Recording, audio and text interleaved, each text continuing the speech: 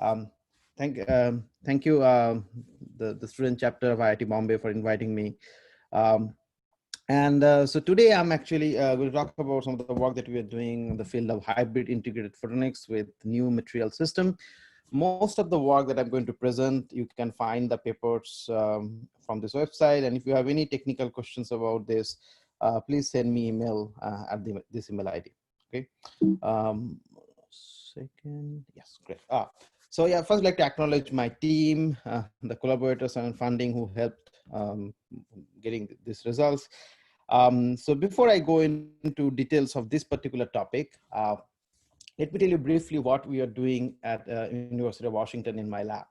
So the fundamental physics that we are interested in is studying the interaction between light and matter. So it is essentially interaction between electrons and photons at nanoscale. And to do that, we design and fabricate various nanophotonic structures, which includes photonic crystal cavity, ring resonator, microdisc, one-dimensional photonic crystal cavity, also known as nanobeam cavity, dielectric metasurface. There's just some examples that we design and fabricate.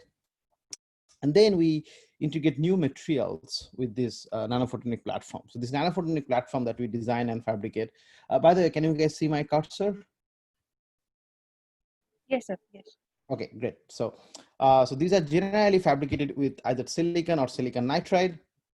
And then we add new materials, for example, 2D material, complex oxide, phase change material, several different kind of solution process material, including quantum confined structures, perovskites, colloidal quantum dot. We're also looking into some EO polymer, EO modulator or electro-optic polymer for electro-optic modulation.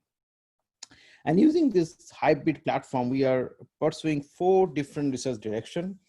So one of the research directions that we call nanophotonic computational image sensors, our goal is to understand how small an image sensor we can build, or how small optics we can build for applications that may include, of course, smartphone, but also augmented reality visors, implantable microscope, bioimaging. And it turns out that when you make your devices small, your imaging performance, your optical performance is supposed to go down, and that's coming from the limit from diffraction. And we are exploring several computational imaging technique to overcome those barriers. Okay, we're also looking into some implementation of optical neural networks or neural network that operates just using light. And here, like unlike most of the group, our emphasis is on free space geometry and bringing the nonlinearity in the optical domain. So that's like another research direction that we are pursuing. Now, what I'm going to talk about today primarily is in this hybrid integrated photonics and somewhat some connection to the quantum many-body simulations with photons. And here the idea is that we want to understand this: if you integrate these new materials with the silicon or silicon nitride photonic structure, can we actually improve the overall performance of optical transceiver systems? Specifically, the problem that we are interested in is how can we create non-volatile integrated photonic switch, which has a lot of applications for creating some optical field programmable gate array, or connecting various different devices on the chip so that we can reconfigure the chip depending on which devices are working. So there are a lot of interest from Intel, at least, to developing such technologies. And then I'm also going to talk about a little bit on this quantum many-body simulation with photons. So it turns out that if you can really engineer interaction between single photons, which essentially known as the single photon nonlinear optics, you can create a platform where the whole quantum simulation can be performed using light. Okay, and you probably know that all the quantum computing, quantum simulation, everything ultimately right now is almost everyone is looking into ion trap or superconducting qubit or cold atoms. But optics used to be the candidate for all these applications, but optics did not work. And the main reason was this lack of single photon nonlinearity. So we are trying to kind of develop systems to go towards the single photon nonlinearity. It's a very challenging problem. I'm just going to tell you the platform that we are developing for that. Okay. So I'm not really going to discuss the nanophotonic computational image sensor and the monolithic optical neural network, but if you are interested, I can definitely take questions after the seminar, or you can send me an email and I'll be happy to chat more about these two topics, which I'm not really going to mention today. Okay, so starting from like what's our big idea, and it's very far idea. Like we are not even close to getting there, but our big goal is to perform non-equilibrium quantum simulation with correlated light. Okay, so some of you probably know that when Feynman first talked about quantum computer, what he really meant is quantum simulation. That if there is a very complicated quantum system, that generally those complicated quantum system have a strong correlation between electrons, that is very difficult to model using like numerical modeling or using computation. So can we actually create simple quantum system that we can control, and essentially we can mimic the performance of that complicated quantum system using a much simpler quantum system. And to that end, there are a significant number of papers that has been written, and one of those quantum system which people are interested in is this photonic quantum system. Okay, and as you can see, there are like several review papers. There are some other papers that came out several years back, and people realize that you can actually you can actually do quantum simulation, very specifically non-equilibrium quantum simulation with this correlated light system.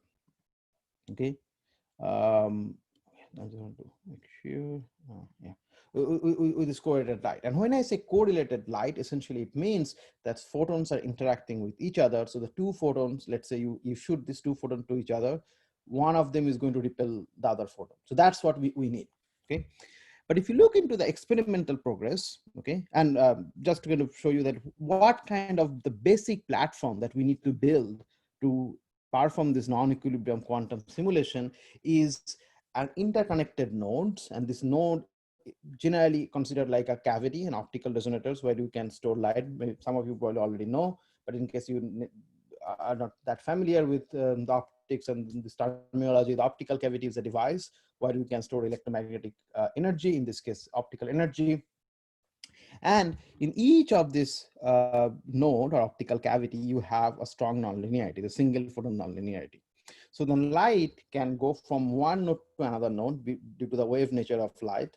And inside this node, there is a repulsion between photons. So that's the platform. That's the basic platform that we need. And then we can control that to create quantum simulator. Okay.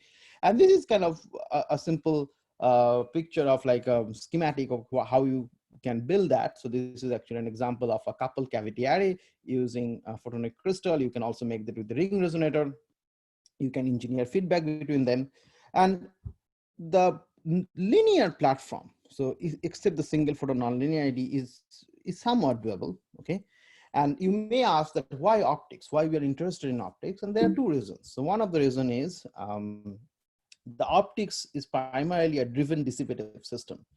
It doesn't actually reach equilibrium. If you think about an optical cavity, you have to always put photon in and photon is leaking out. So it's always in a non-equilibrium system. So it's an ideal platform to perform this non-equilibrium quantum simulation. Now, if you look at the superconducting system, the superconducting cavity QED, also known as circuit cavity QED or circuit QED, they fall actually in the same category as well, because essentially it's a microwave photon, so it's also driven dissipative. But you probably can already imagine the superconducting photon has very, very low energy because it's very low frequency. So you need to go to extremely low temperatures, almost like dilution refrigerator temperature below 100 millikelvin to do all this experiment. Moreover, these photons, as the microwave photon has very low energy, you cannot directly detect this microwave photon. Okay, so we can, if you build these systems in optics, we not only get the different dissipative nature of the system, but also we can start measuring this multi-photon correlation, because optical frequency is so much higher. You actually have, you can detect this single photon directly. So you can do like multi-particle correlation, which almost in no quantum simulator platform people can do like in a straightforward manner. Okay, so why it doesn't exist today? Why we don't have this non-equilibrium quantum simulation with light? And there are like primarily three problems in my opinion. Okay, one is the scalability. Okay, so you need a large number of optical resonators. And the solid state definitely provide a good solution. We can start making these optical resonators on chips, so we can fit thousands of optical resonators on chips. So that's okay. But now then the problem becomes that not only that we need all resonators, a large number of resonators, they have to have same resonance and high quality factor, which essentially boils down to tunability. Okay, we need to independently tune each of these resonators. And also the quantum emitters, if you're looking into quantum emitters to circumvent the inhomogeneity of between the different nodes. And this is actually a very difficult problem, that if you have to tune 1,000 different optical devices on chip, it's not easy, okay? So that's something that is a big problem. But I think the elephant in the room is the lack of single photon nonlinearity. So you probably know the photons do not interact with each other. But we really need this interaction to mimic the correlation between electrons. Okay? And I'd like to point out here, there's a lot of work going on, these topological photonics that people say like, oh, it's kind of quantum simulation, photonic simulation. But these are all single particle picture, right? That essentially means that you are simulating wave physics. Now, electron behaving as a wave is quantum, but light behaving as a wave is not quantum. To really to go to this quantum simulation, right, or the difficult problems that people are having difficulty to solve, you need this correlation. So this correlation between photons are very important, which is a big challenge. And there is really no other way other than finding new materials we can solve this problem. So you use an optical resonator that where you can store the electromagnetic energy for a small volume for a large amount of time. You increase the light matter interaction, and then you find new materials. Okay, so that's kind of what seems like the best way to go forward. And I'm going to tell you some of the materials that we are looking to solve this problem, and also something on the tunability. Okay, now going beyond quantum, like if you think about just simple classical system, so silicon photonics is really coming of age from lab to industry. People are actually selling chips. So the lab that where I worked in Intel, they are selling their chips to Facebook and Microsoft. And even in the academia, people can now make pretty large scale silicon photonic system using foundry. For this is an example that Dark England from MIT, he did for neuromorphic computing. People are also looking into quantum information. So this is a work from a group in Bristol who opened a startup called Psi Quantum in Palo Alto. And with this, we are kind of getting into this age where you can start thinking about a general purpose optical processors. We have a programmable photonic core, and this photonic system, we basically have an array of various devices. We can control each of them independently, and you can probably already think there's a connection between this independent control of these devices with this cavity control that I mentioned for quantum simulation. And then you can create this structure that can be used as a IIR filter or some different kind of filters. And essentially you can think about that you make something that looks like an FPGA, that the electronic FPGA, without making like this electronic with photonic ASIC. You are making something that you can program at will for various applications. But the big problem there is that this tuning mechanism is very limited, and most of this work that people have done, including the system in neuromorphic computing, this particular work, and also this is a very similar problem that we see in LIDAR or kind of problem. It's all thermal, and the delta N that you can get is very small. It's less than 0.01, and this affects it. That means that you have to have the signal present all the time. This actually creates an extreme constraint on the electronic routing. So if you have a two-dimensional array and you are using volatile effect, to the best of my knowledge, there is really no way you can route the electrical signal. And that's a big problem. When it gets high scale, I mean, you can probably do for 10 by 10, but when you go to like a million by million, that's kind of what we are thinking about. Or sorry, 1,000 by 1,000, total million switches, then this mechanism doesn't work. And you really need to think about new materials to solve this problem. So to this end, in my group, we are looking into 3 materials to solve this problem. So one of the material is 2D material, And the goal is to couple this 2D material with nanophotonic structure to go towards this quantum simulation. I'll show you some experimental results and theoretical results. We are, as I mentioned, we are very far from reaching the single photon nonlinear optics, but it seems a pretty promising platform for doing that. Then I kind of change my gear a little bit to talk about solution process quantum dot in cavities. And there also I would like to point out the goal is to reach the single photon nonlinear optics, and the platform that we have developed with the solution process systems. I'm going to explain and how, just go give you an idea that how we can now scale it to multiple cavities, some tuning of these cavities so that we can start bringing them close to each other.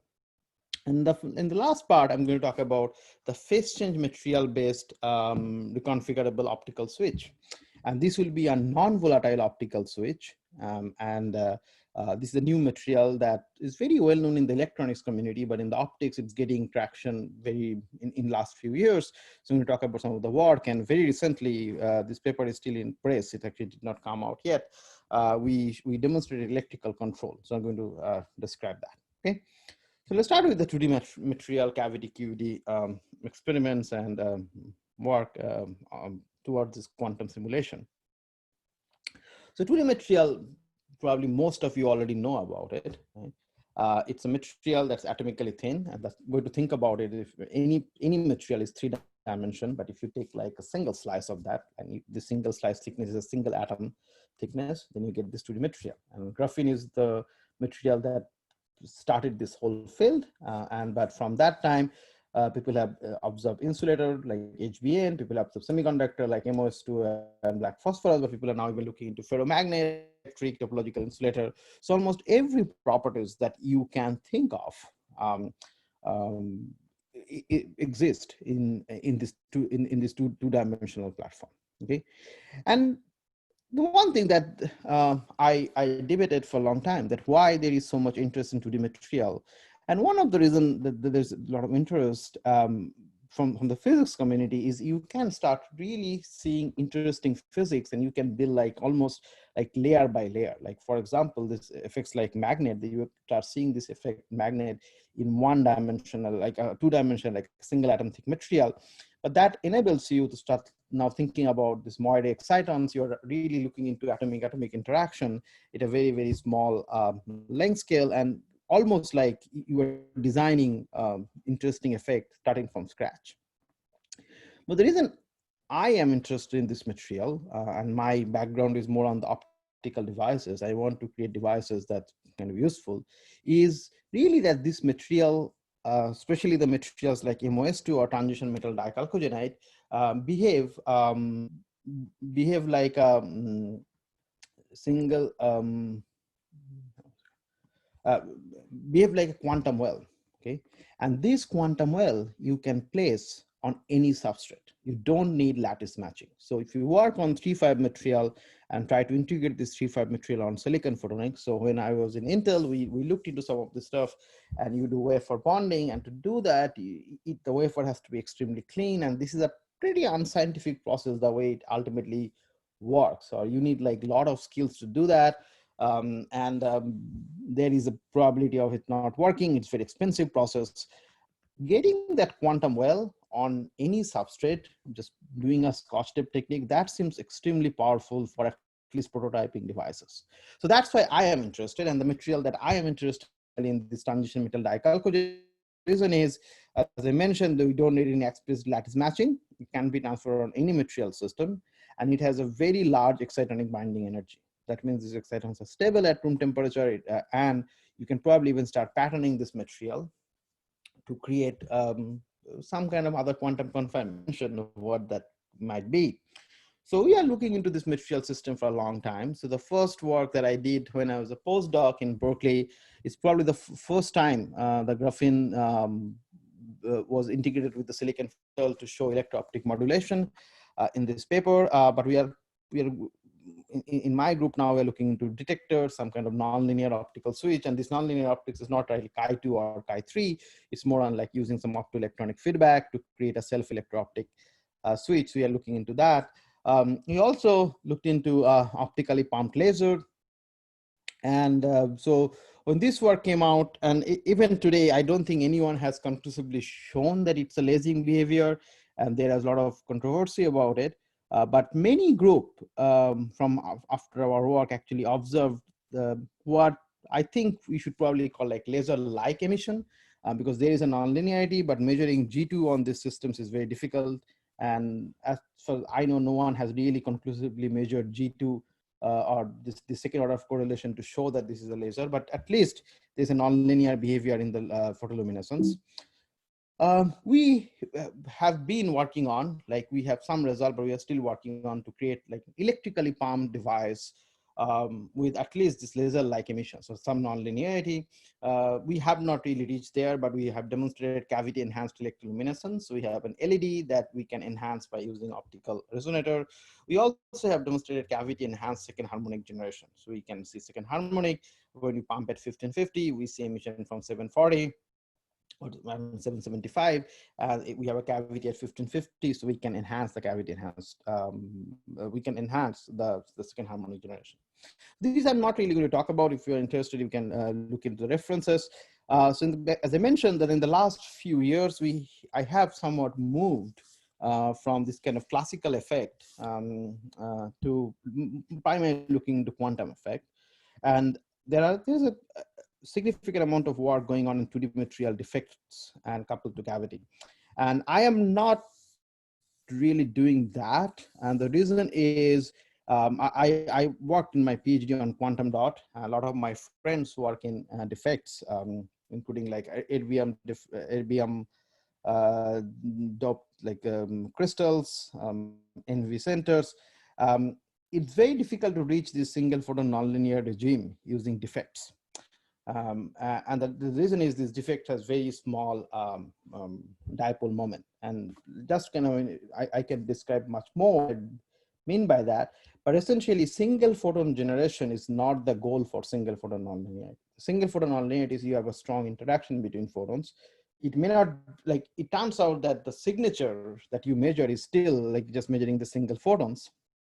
But what we are really interested is figuring out how can we engineer interaction between electrons, not just generating single photon. Okay, so the platform that we are trying to build over like quite some time, and we are pretty far from there, as I mentioned, but we have some theoretical work done and we are making some progress, is we want to create a nano cavity. And this is my nano cavity. Okay, in case you are not familiar, just think about this, that the light is going to get reflected at this interface. And if this is made of silicon nitride, so if the blue is silicon nitride, the gap is air. At the silicon nitride air interface, light is going to get reflected, and if all those reflection add up, we essentially create 2 mirrors. So this is known as the nanobeam or one-dimensional photonic crystal cavity. This is how the light is confined there. If you put a 2D material there, and you pattern the 2D material. So these are the things that we can do now. Like we can put the 2D material, we can go to clean room, we can pattern and create a small island. Then the Hamiltonian that actually describes the system is given by this Hamiltonian, right? So this is like kind of the atomic part, this is the excitonic part, and these are bosonic exciton because it's 2D material, it's not like quantum dot that is 2-level systems, it's not fermionic. And then there is an, or to be very precise, these are not hardcore boson. So it's still boson, like even the quantum dot is boson, but it's not hard. This is not hardcore boson. And then there's a coupling between the cavity and exciton, and then there's a nonlinear interaction. Okay. Now, if you are familiar with this quantum well and cavity QD, you might be thinking, okay, where is the momentum here? So generally, you always have a momentum. And that's because this is a very different kind of system. So most of this quantum well or 2-dimensional system, including this 2D material, for people looking into a distributed Bragg reflector type of cavity. And this distributed Bragg reflector that you have, actually, if you think about it, you have 2 mirrors. So light can actually travel in this plane anywhere. So your light is free to move. So this is actually a 2D cavity. We have a 0-dimensional cavity. So only very specific K vectors are confined in the cavity, and that K vectors are basically, we connect only the K vectors of this exciton. So that's why we can actually just keep like one mode, and assuming that has this K vector, we don't have to think about this propagating mode that generally we have for most of the cavities. And I'm going to show you some of the results with that kind of cavity as well at the end. But anyway, so this is how the Hamiltonian works, and you can calculate the interaction strength. This is the light matter interaction strength, which is given by this expression. Forget about this, there's a lot of constant, but the most important part is here. So what we find is proportional to square root of Sx over S mod, where Sx or S sub x is the area of the 2D material. So this is, as I mentioned, we put the 2D material and we pattern the 2D material. So you can think about that we have a quantum well system where the electron and holes are free to, or excited is free to propagate in the 2-dimension, but now I'm patterning it and I'm bringing some lateral quantum confinement. It's actually very hard to get a quantum dot out of this, but we can still change the light matter interaction. And interestingly, as you can see, this interaction strength is going down. And the reason is you can only support a few number of excitons. So your G, the interaction strength, is going to go down as we pattern the 2D material. And S mode is the cavity mode area. So this also shows that you want to kind of make sure that the cavity mode area is very, very small. So light is very well confined, which is something difficult to do in this kind of distributed Back reflector structure, but it's pretty easy to do in this kind of nanobeam structure. So you get this light matter interaction strength. But what happens, this nonlinear interaction, which is what we are interested in, that we ultimately get to this nonlinear regime, is inversely proportional to S sub x. So when you make this thing small and small, your nonlinearity increases. And the reason this is, it's kind of easy to understand, is that you can only, when you have a small island, you can only support certain number of excitons. You cannot have like as many excitons as you want. So effectively, you are going to that you are going to increase the overall nonlinearity. So we, just to show like how it works, so the dashed line here, this is the level structure, energy level structure. And in case you are not familiar, what we are doing is you just taking this Hamiltonian, you diagonal, like you create the matrix for the diagonal with the basis, that's like a basis of the either the photon is in 2D material or in the cavity, and then you diagonalize that, okay? And if you have only one photon, then you have only two state, and you get these two are your the dress state or eigenstate, and this first order manifold. And then if you have no nonlinearity, u sub x is 0, you are going to get these three dashed line. So you get a harmonic system, and that's not very difficult to understand. You just have two coupled oscillators. These are bosonic operators. It's a completely linear system.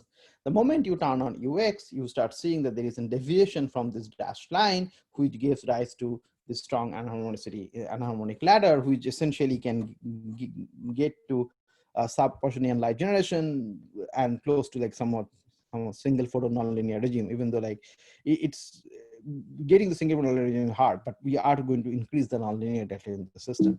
So we demonstrated, we actually ran the simulations of this system, and we found that the G20, and just to kind of, the G20 is the second order autocorrelation. What you do, you shine the laser, you calculate that what is the second order autocorrelation of the light that's coming out of the system. And then you calculate, if that value goes to 1, that essentially means that even though you're sending a laser, which is a coherent state, you're filtering out single photon out of it, which is signature of single photon nonlinear optics. So you start seeing this strong single photon generation. And here we assume kind of low loss, not realistic loss. But then when you turn on our loss parameter, we find that one mode still survives, okay? And this mode that we are seeing, you can see still G20 is going less than 1. And for various different radius of the dots. So around 42 nanometer radius, you get a pretty strong sub-Purcellian light generation. And this 42 nanometer radius is essentially around like 84 nanometer diameter. That's well within the fabrication capability of what we have. Here we also kind of model the dipole decay rates with somewhat phenomenologically. You expect to see that when you are patterning the 2D material, there will be like a lot of edge states. So these edge states might give rise to some extra non-radiative decay. So we also modeled here in this platform. Now, I would like to point out here that this anti-munching that we are seeing, it's similar to what's known as this unconventional photon blockade, where people have shown like several groups that you can see strong sub-Purcellian light generation even when your nonlinearity is not strong.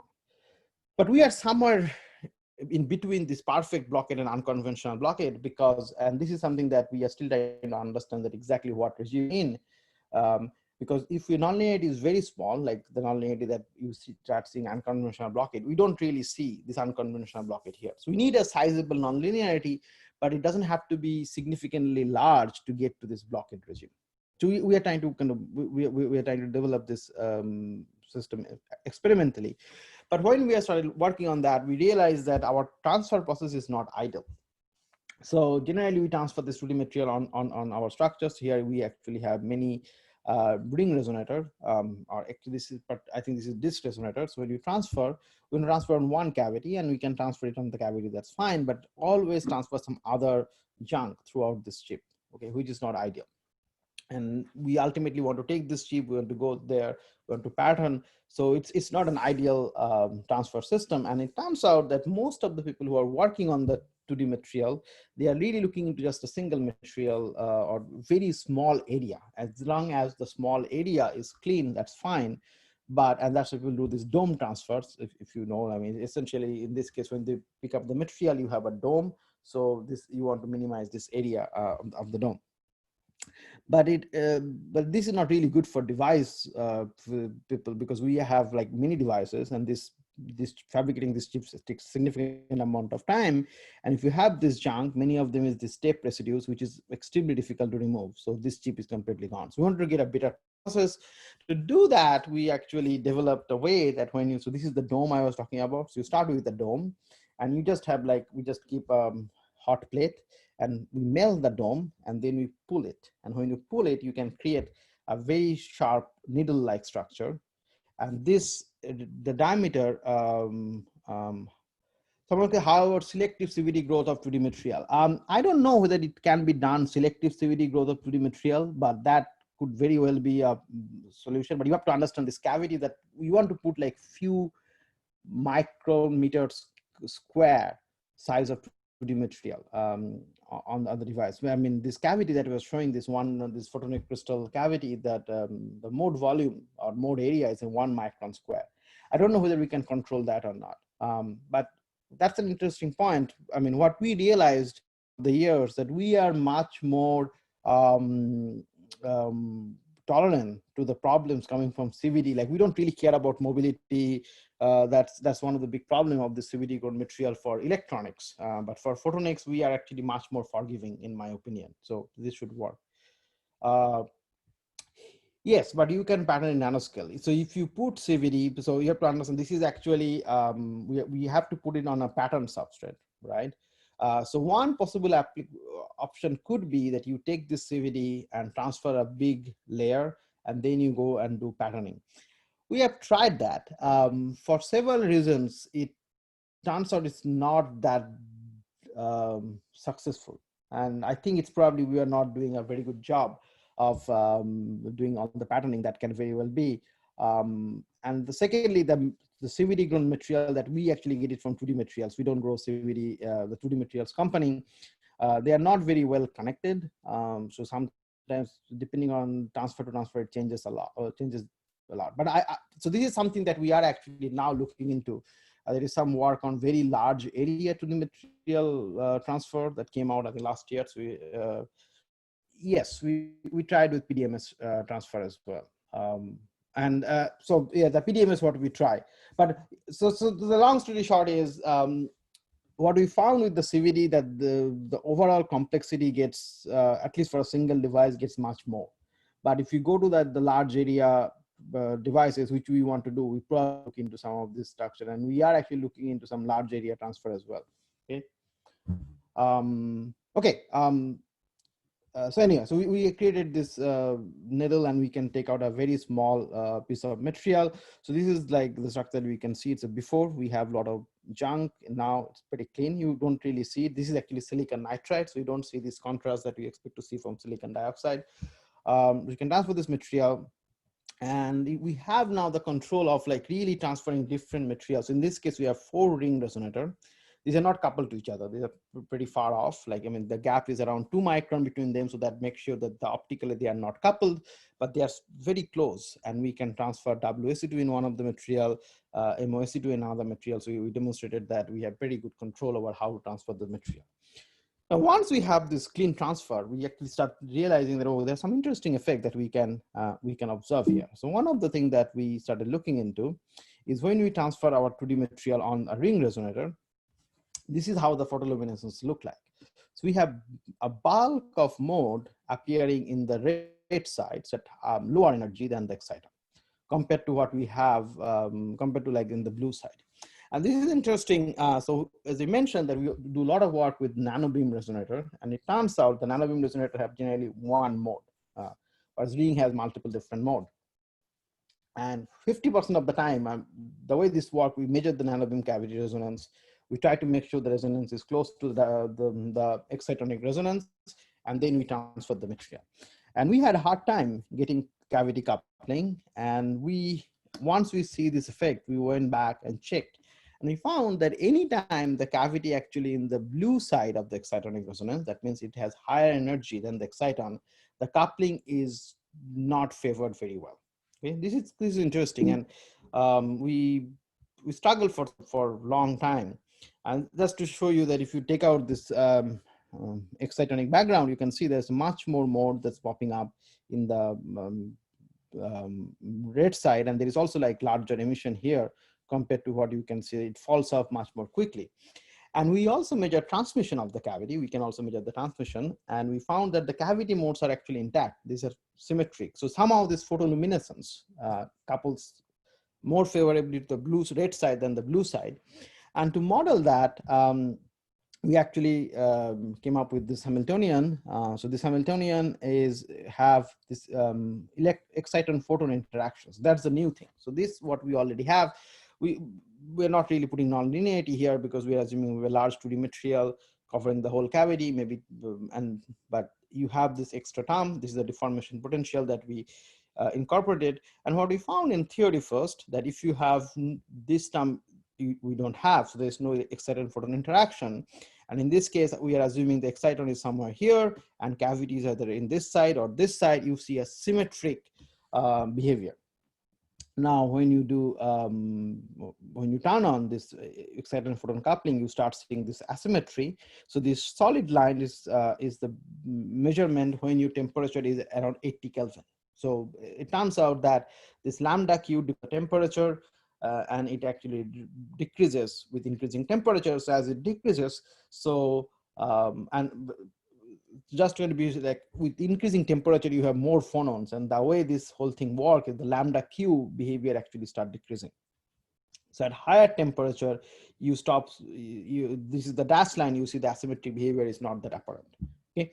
So we wanted to see that. So of course, this explained our results, and we also did temperature dependence, and we showed indeed, we have much more modes popping up at low temperature in the blue side, and there is a higher asymmetry, and that goes away as you increase the temperature. So this paper is now, it's also in archive, but it just got accepted in NPJ 2D materials. And there's a lot of theory here to kind of explain the measurement that I'm showing here.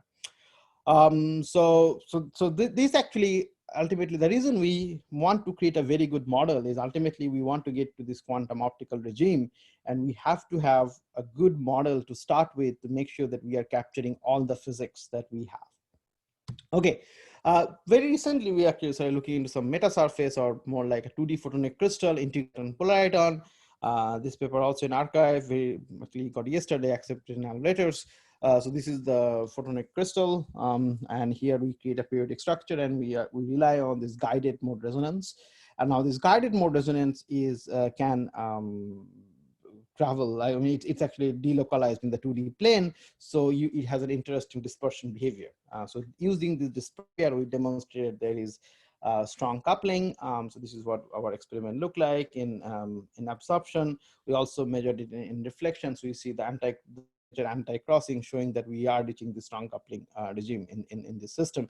Now this is still like, this is completely linear actually, just because the mode volume is not very large. So now we are looking we are exploring some kind of quantum box like ideas to see if we can enhance the interaction between the exciton-exciton interaction to reach this nonlinear regime. Okay. So I'm going to kind of take a step go to a different system, the solution process system, and tell you what are the work that we are doing there. So one of the problem when you start looking into the solution process system, and the solution process system is like, you probably know, like these are grown by chemists, and they are living in a solution, and the way you integrate this with the device, which is spin coated. But most of the cavities that we generally make in this nanophotonic structure and very small mode volume cavities, and certainly these nanobeam cavities, these are floating. So you remove the substrate at the end of the fabrication. So these components are not mechanically stable. And if you start spin coat this solution material, often these cavities break. So it's not a very good way to do this transfer.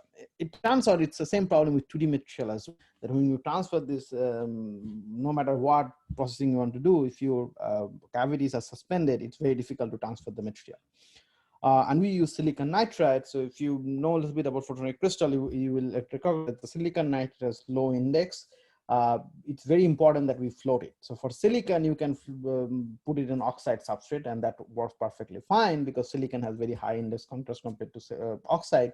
But for silicon nitride, we cannot really do that. And of course, we cannot use silicon here because it's around 740 or 600 nanometer, depending on what kind of materials you are looking at. So we spent a lot of time actually optimizing the cavity structure, and we came up with a design where the cavity can actually sit on oxide substrate and also covered by a PMMA from top. So essentially the silicon nitride is covered by 1.5 refractive index throughout the whole structure, and still survive, give a very good resonance with a mode volume that's like only like 2 times more than what you expect from a floating membrane. So you still lose some mode volume, but it's not that drastic. And the way, so this is the fabricated structure, and the key was like creating this kind of elliptical hole, and it required a lot of hit and try and do literature search, and we ultimately came up with the design that we can actually start making this cavity, and we can see very sharp resonance. But now that as this in the substrate, one of the things that I mentioned that we need this quantum dots to go in the deterministic places in the beginning for quantum simulation. So we realized that one thing we can do with this cavity is already on the substrate, we can put some polymer on it, in this our case PMMA, and then we can open a hole. Okay, so the light that's confined in this cavity, this slab cavity, it dies within 5 nanometer as it go from the top of the slab. So if your PMMA is like 300 nanometer thick, let's say this is my PMMA, and your quantum dots are sitting here, these quantum dots are not really going to see the cavity. So in this case, these quantum dots are not going to see this cavity. Okay, but if you drill this hole, the quantum dot will go through the hole, interact with the cavity, and it is possible to create pretty giant quantum dot with the size of like 100 nanometer. And by site selection, we can ultimately make sure to put one quantum dot. So we are working on that. But what we demonstrated that indeed we can do this kind of patterning. And here, as you can see, that we make a hole here. And if you don't have this hole, we shine light from top and we collect from this grating structure. We see just the PL from the colloidal quantum dot. The moment we open this hole, the quantum dot goes in and you start seeing a sharp peak. So we can deterministically place quantum dots in the cavity. So you basically make the structure, and then we put PMMA, and you can go pattern and create whatever you want your quantum dot to go through. You can go there and you can have deterministical coupling with the quantum dot and the cavity structure. We also demonstrated that we can do size control. So we basically open different kind of boxes, and we can control how many quantum dots are going there. So as you can see, as we reduce the size of the box, we have less and less photoluminescence, showing that we are coupling less and less quantum dot. We are now pretty close to getting the single quantum dot regime, but we are confirming that we can go to the single quantum dot regime using that. But we also demonstrated Purcell enhancement in this system. And it's interestingly, what happens in this Purcell enhancement, we are in the so-called good cavity regime, that our cavity Q is larger than the quantum dot, because our quantum dot is a really broad emitter, which is also true for 2D material. So in this case, your Purcell factor actually doesn't depend on the Q of cavity. It just depends on the Q of quantum dot, does depend on the volume. So we actually showed that this is indeed true for our system, and we got a Purcell factor of 1.4, which matches very close to the experiment that we did here. And then, as I mentioned, that ultimately we want to go to these couple cavity areas to show you that we can go to multiple different cavities. So in this case, we have 2 cavities. So if you zoom in here, you will see there's this two cavity, and this two cavity can be independently controlled by grating structure. We can increase the cavity to 4, and we can start seeing the modes. So in this case, you have small spacing. So this spacing is small for one of the structure. You see like 3 modes, and the 4th mode is somewhere here. So these modes are much further apart. When you increase the spacing between them, we can start bringing them much closer. So we can really create this couple cavity array, and we can now put quantum dot in each of them. In fact, what we did is we in one of our previous in our nanolayer paper, we put quantum dot in one of the cavity, not other of them, not the other cavities, and we can start seeing the super mode showing that these cavities are indeed coupled. Okay. So here, and then we can also think about like large couple cavity array. By large scale in this case, I'm talking about 10, but we can create grading, and we can independently address each of the cavities. But now once we start making it, one thing become clear, which you kind of knew, that these cavities, all resonances are not close to each other. Okay. These are in the same range, but with our fabrication, we have like almost like a 5 nanometer inhomogeneous broadening of these cavities. So how do you solve that? So we like for this kind of scale, we just looked into first thought about heating, but it turns out silicon nitride has very low thermo-optic coefficients. So you cannot really heat and change the resonance by that much. So we developed a technique where we put a polymer SU8 on silicon nitride, which has a pretty large thermo-optic effect. And this is how the structure look like. So in this case, our cavity is a cavity, but the mode is confined in the air. And we then heat up with the electrical heating, and we demonstrated that we can change the cavity resonance by almost 3 nanometer by electrical power. Just to kind of point out, the SU8 actually has a negative refractive index, so you expect to see a blue shift with temperature, which is pretty unique compared to like most of the solid state system that we know of. We actually then we also looked into like ring resonators based couple cavity array. We probe all the super modes, and the reason we are interested in that, it turns out that if we can start probing all the super modes, you can expect to see effects like you can measure something like the Hofstadter butterfly or some of the topological effect that we are interested. Unlike most of the group, what we are interested in probing all the eigenmodes separately. We are not like going to probe the band itself. So if you probe the eigenstate, you will start seeing some interesting physics. So that's what we're interested.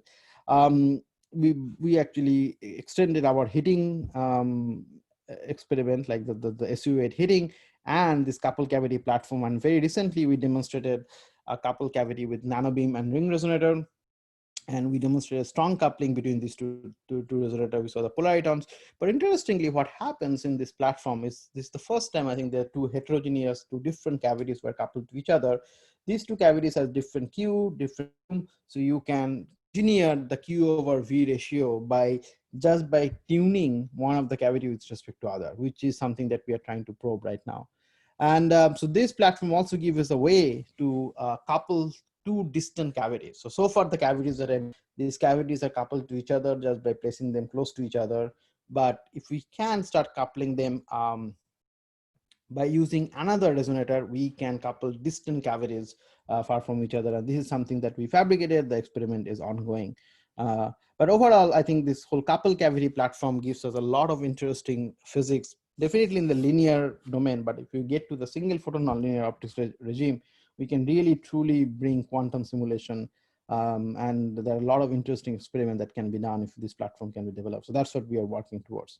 So in the last few minutes, I'm going to talk a little bit on this our silicon photonics effort using on the heating effect, the quantum dot emission. Not that much, because this heating is very localized heating. Okay, so we don't think that we have done this experiment with the quantum dot. We don't see that much change in the quantum dot resonance because it's a very localized heating. That's why we are not seeing that much change in the quantum dot emission.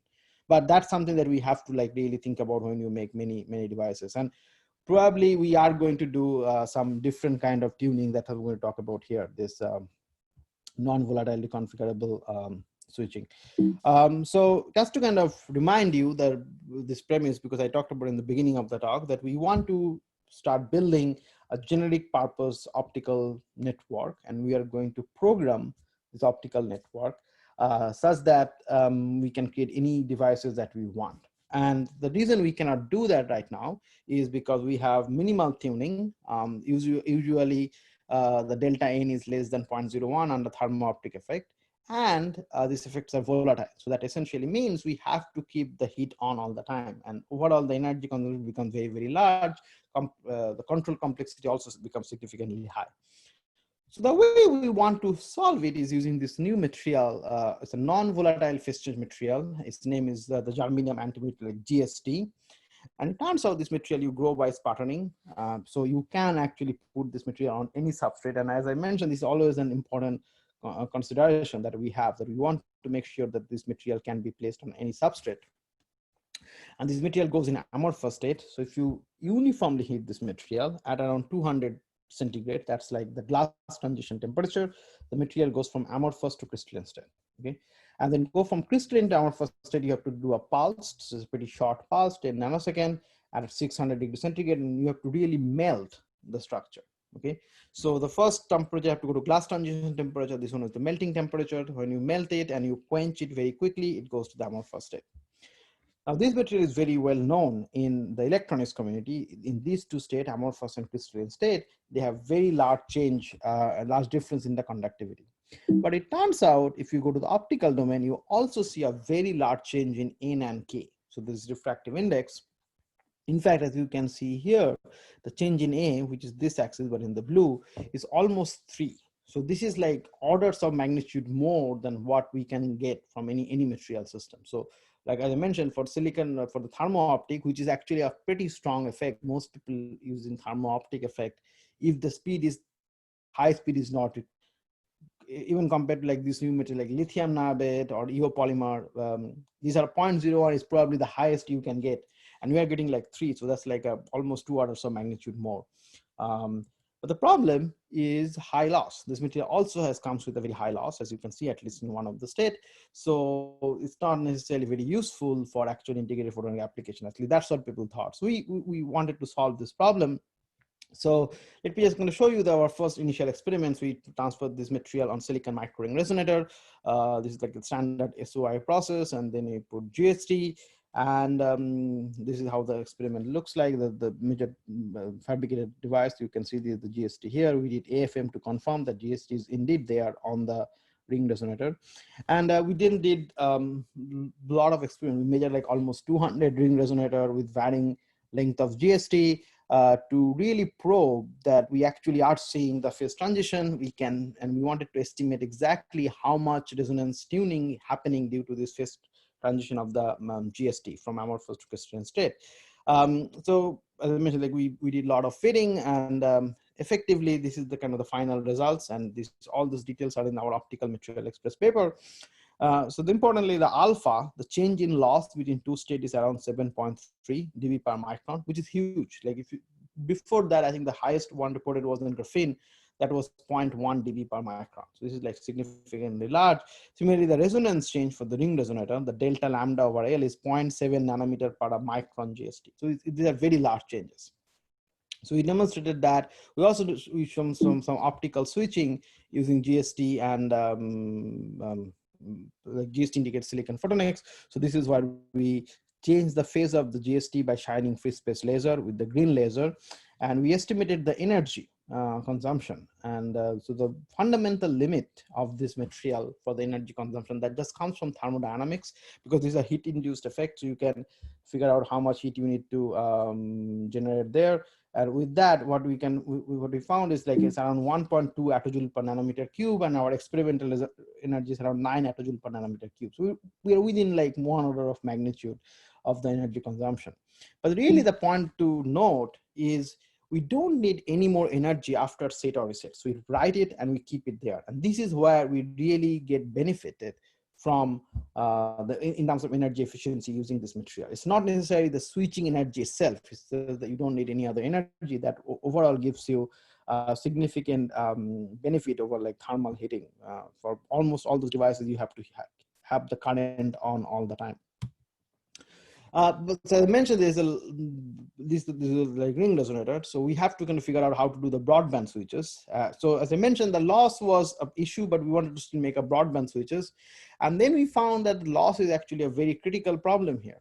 So if you think about just a traditional Mach-Zehnder interferometer switch, most of you probably know that you essentially change one of the arm and the other arm doesn't change. So there's basically a light going through this arm, we're going to get an extra phase and they are going to interfere here. If you do that, so it turns out that the L pi, basically the phase shift that you need to have the destructive interference in one of the port, is inversely proportional to delta N effective. This material gives you very large delta N effective, so you produce a very small length of this structure. But as the material is lossy, in one of the states, the loss is also larger. So as you know, for have good interference, the amplitude of the two wave has to be very, very same. That's not the case, and you don't really get any switching. So loss becomes a very important problem. To solve that, we came up with this design that where a 3 waveguide, and the middle waveguide has GST, and then we change this middle waveguide only, and we can show the switching. And the idea is essentially, in amorphous state, when the material is less lossy, the light goes from one port from the middle waveguide to the third waveguide. So it actually interacts with the GST, and it doesn't really have that much loss because because the material itself is not that lossy. In crystalline state, the loss becomes much larger, but in that case, light just goes through the state. And this really requires some design and some hit and trial. So this length is very important. These gaps are also very important, the gap between the waveguide. And here, what we are really exploiting is that not just the N change, it K and N both changes. So we can use that N change to make sure in the lossy state, light doesn't really see the second waveguide. And overall, you can get less than 1 dB insertion loss. And this is something that we also experimentally demonstrated. We have 3 waveguide, as you can see here. In the middle waveguide has GST, which we kind of false color here. And we measure and we observe less than 1 dB loss, even when the material loss is very high. Now, all this switching that I demonstrated, we mentioned so far, is either done optically or in a hot heating pad. So we wanted to do electrical control GST-SOI waveguide. And we realized that we have silicon, we're putting GST on silicon. And I think we are the only group when this work started, we were doing GST on silicon. Most of the group is focusing on GST on silicon nitride, and they are creating, the heat is not necessarily very simple. In our case, we can dope silicon and we can create a PIN heater. So this PIN heater is very already used in a lot of silicon photonic structure. So we just use that to heat the GST and do the phase transition. So this is how the structure looks like. So we have a P++ and ++ region, and then the waveguide sits in an intrinsic region to minimize the optical loss. And this is where our optical loss coming from the doping. We have the GST here. So when you pass current, we can create and we can turn the GST on and off between two states. So we demonstrated that, and kind of just to point out, the reason it took us a long time to figure this thing out is that our switching has to be different from electrical switching that people are using in the phase change memory or electronics application. Because in that case, they change a very small amount of GST, so maybe only like 10 nanometer whole cube. Now 10 nanometer whole cube will not give you as much optical contrast, because optics is in some way the volume effect, that how much volume the light is seeing and how much volume you are changing. So we had to make sure that we design our structure with an external heater so that we don't have the GST itself is not in the circuit, okay? And if the GST is not in the circuit, then as you can see here, that the IV characteristic doesn't change when the phase transition happens, but the optical contrast changes significantly. We also demonstrated 1,000 cycles. So technically we demonstrated 3,000 cycles. The way we measure it, we can only measure 1,000 cycles at the time. And this is important. We have to always make sure that we can do multiple back and forth. And this is kind of pretty interesting. If you think about that, when the material is go from crystalline to amorphous state, the material is really melting. And when you melt, the material can flow. So we have to have very good cover, very good, make sure the light doesn't really flow off. So that's something that we had to do. And we experimented with various different material systems like silicon nitride, ITO, and ultimately we ended up with the alumina. That seems the best, the material that we can cover the whole GST. So GST essentially stay in like an aluminum nitride, aluminum dioxide cover, and that gives the best performance. So we demonstrated this for a waveguide. We also demonstrated this for a ring resonator, and we have this large contrast. So now we really have figured out a way to do low loss broadband control of the GST silicon device, and we can control it electronically. So this seems like a very good time for us to now look into this large scale optical FPGA kind of application. So I'd like to kind of summarize. I'm almost out of time. So I told you a little bit about our work on the 2D material cavity QD, that we can integrate 2D material with nanophotonic platform. And we conclusively probe that there is an effect of phonons that needs to be taken into account. And with that, our goal is to get to the single photon nonlinear regime by patterning the 2D material. I also show you some results on the solution process quantum dot cavity QD. So I did not really show it, but we also demonstrated this platform with perovskite quantum dot, and we are looking into some RBM doped the RBM doped colloidal quantum dot as well. And then finally, we also demonstrate the GST phase transition. Is GST electrical tuning possible? So we demonstrated GST electrical tuning.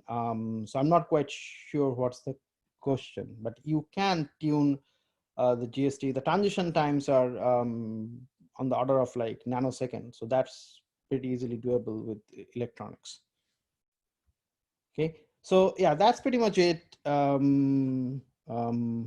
If you have any question, I'll be happy to answer. And I sent the slides to Lakshmi already, so feel free to share it to everyone. I mean, and if you have any questions, ask me, or you can email me and I'll be happy to answer. Okay, thanks. Thank you very much, Professor. That was a very detailed presentation. So now we are up for the Q&A session, though you've already answered a few questions simultaneously.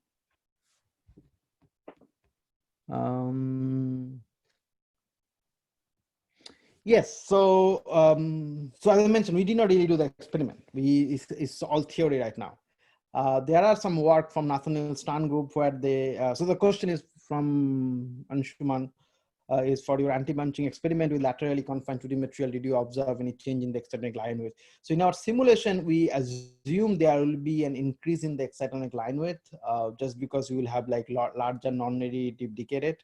So in simulation that is modeled, but you are right that it's not quite clear that how bad that non-negative rate is going to go to. But this is something that we are right now working on. We don't really have experimental result yet.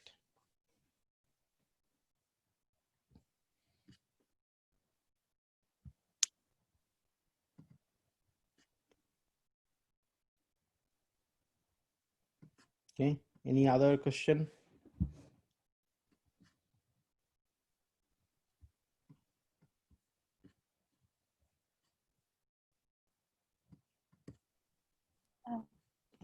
Yeah, I don't see any more questions, so I think we could conclude the session.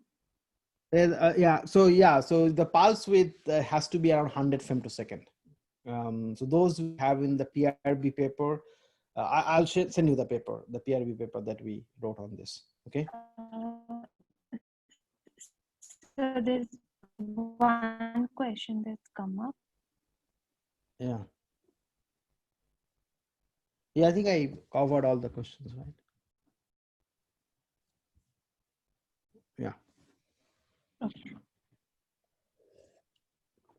Okay, thank you. And again, if you have any other question, please feel free to email me, and please feel free to share the slides with everyone. Sure. Yeah. Thank you. Okay. Thank you. Okay. Bye.